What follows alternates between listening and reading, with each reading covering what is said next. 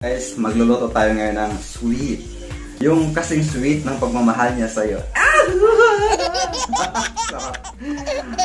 Sweet na matigas. Yung kasing tigas ng mukha ng mga nangungutang na hindi marunong magbayad. Sweet. Ito siya. Sweet.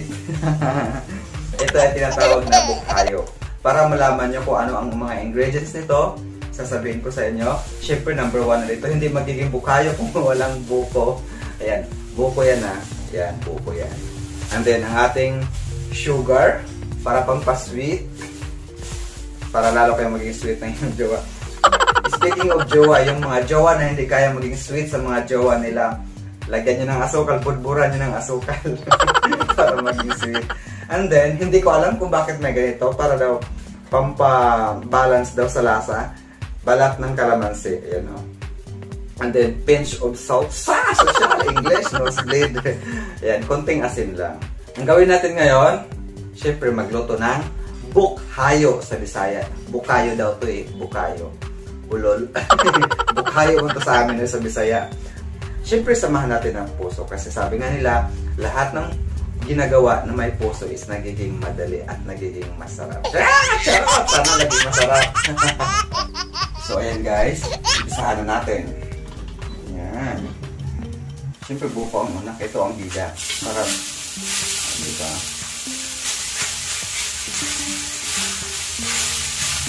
Dapat mahinala yung ating apple guys. And then, ang asawa niya, ang sugar.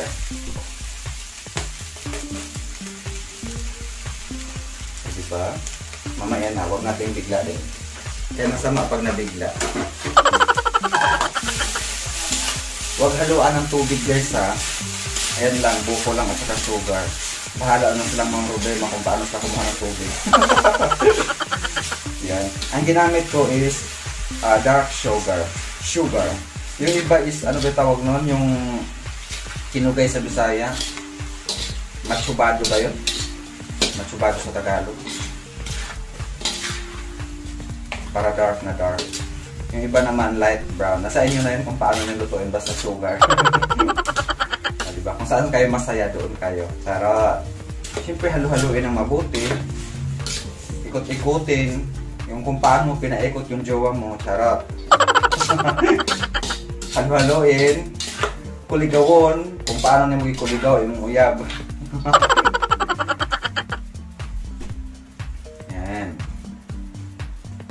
Magduga mo na isa gaysa sa taon. Matamis talaga yan. Yan. Huwag kayong magtaka kung bakit masamis. Buti nga ang ano, may chance pa tayong tumamis. Kung ang mga jowa nyo matabang sa inyo, mag-asukal na lang kayo para matamis ang relasyon nyo. Kung ang inyong mga kauyaban, mga jowa nyo matabang sa inyo, lagyan nyo ng milagro ang mga kapil. Yan. Masarap na siya. Kasing sarap ng jowa mo. 3 buko yan guys. Actually, ang 3 buko, pwede mong ilagay is kalahating kilo na sugar. Ang pinahalo ko. Diba?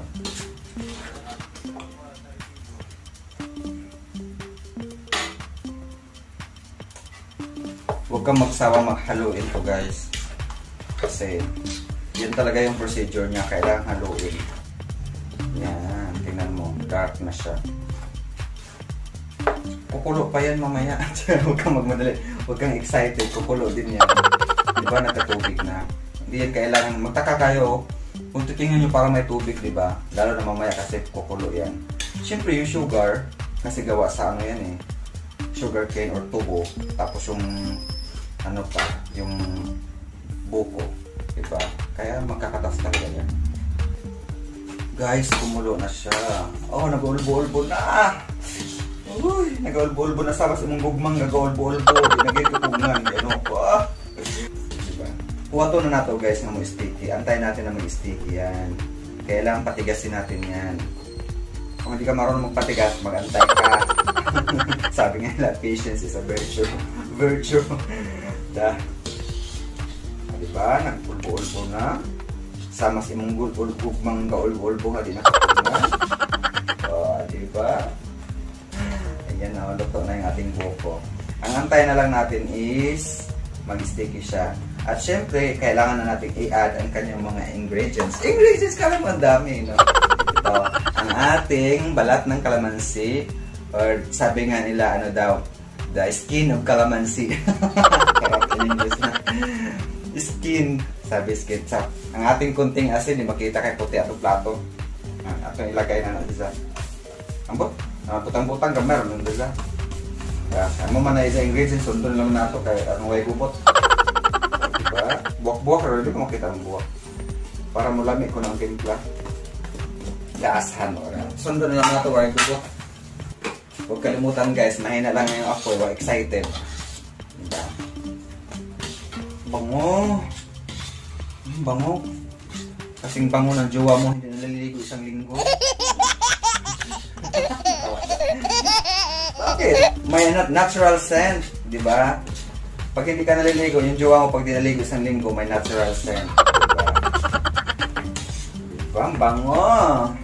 Ay, karami. Bango. Antayin na lang natin na mag-sticky, guys. Yung kasing lagkit ng jowa mo. Kasing lagkit ng titig ng jowa mo sa'yo. Yung tipong may makasalubong ka sa kanto or sa kalye na sobrang lagkit ng titig niya sa'yo. Tapos kinikilig ka. Tapos maya-maya akala mo may gusto sa'yo, hold up na pala. Okay, cook pa more. Dapat talaga cooking with a heart. Yung habang nagluluto ka, masaya. Kasi sabi nila pag hindi ka daw masaya, walang puso, papangit daw ang lasa. Charot! To. Ayan guys, medyo sticky na ang ating niluto. Yan o, kunting na lang. Luto na siya. Pwede na siyang hanguin. Kasi sticky na siya. Ayan guys, sobrang sticky na niya. So, pero kailangan pa siya natin ng konti. Kasi ipo-form ba natin yan eh. Hindi naman natin mapo-form kung ganyan siya na makatas. Ayan guys, sobrang sticky na niya. So, pwede na siya. Ang gawin natin, ililipat natin sa isang container para ipo-form natin siya in the circles. Char! May circle pa. Kahit ano ay, basta mabilog lang, ma-formal lang na siya. Palamigin muna natin baka yung kamay natin na maluto. Or else, gamitan nyo ng kutsara. Here we go! So, ayan guys. As you can see, sticky siya. Ang gawin natin, ipo-form natin, bibilugin. Yan. Ganyan.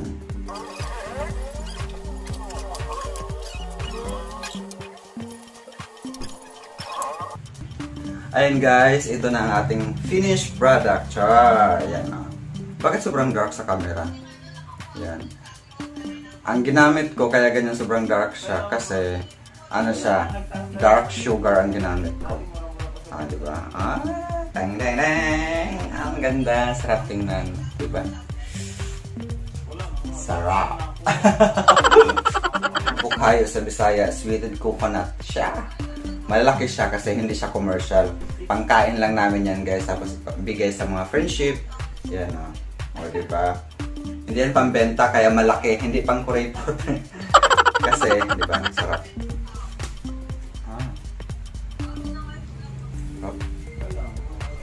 Sarap. Masarap siya. Ayan o. Dark siya sa camera. Bakit ang dark sa camera? Ayan. Punong-puno siya ng sugar. Yan o. Sa mga mahilig ng matatamis dyan, ayan. Diba? Dark siya. Kung gusto mo na light yung mangyayari, light sugar ang gamitin mo, yung wash. Kung pwede mo naman, gusto mo naman na puti, hindi yung white sugar. Diba? Coated sugar. Diba? Ang ganda. Sarap siya. Tinikman ko kanina, masarap siya. Sarap. Ayan guys, natapos din tayo sa ating cooking sweetened coconut. Bukayo ragot to na eh. Bukayo sa Bisaya. Bukayo sa Tagalog. So, ayan ang ating finished product. Diba? Malalaki siya kasi hindi ko naman yan pambenta. Pangkain lang namin yan. At saka ano yan, hindi yan masisira kasi nga matagal siyang niluto. Diba? Sabi ng iba 20 minutes is enough.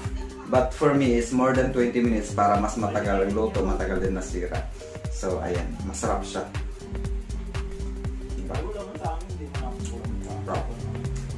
Matamis. Para yung pagmamahal nila sa'yo. Kasing tamis nito.